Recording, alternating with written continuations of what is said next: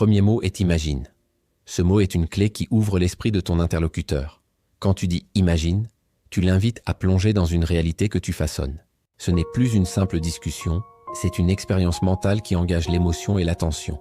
Dis, imagine que tu puisses captiver l'attention dès que tu parles. Instantanément, l'autre visualise, s'engage, se connecte à ton message. Psychologiquement, imagine agit comme un déclencheur puissant.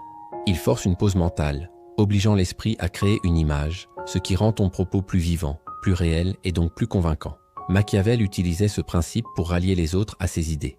Lorsqu'il conseillait les puissants, il peignait des visions de succès ou de danger, plantant des scénarios dans leur esprit pour les pousser à agir selon sa volonté. Par exemple, imagine que tu veux inspirer quelqu'un à poursuivre un projet personnel.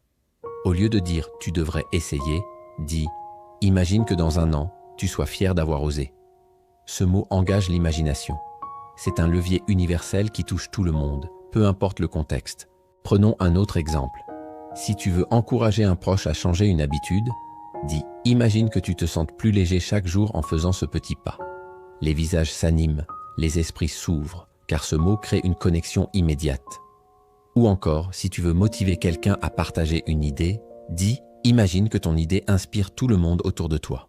Ce mot fonctionne dans toutes les situations car il parle à notre capacité innée à rêver, à visualiser, à ressentir. Intègre, imagine pour démarrer une conversation avec impact. Dis « imagine que tes paroles puissent changer la manière dont les autres te voient ». Tu verras comment l'attention se focalise sur toi, que tu parles à un ami, un voisin ou un groupe entier. Ce mot te donne un contrôle subtil sur les pensées de l'autre, un pouvoir que Machiavel maîtrisait pour influencer les décisions des plus puissants.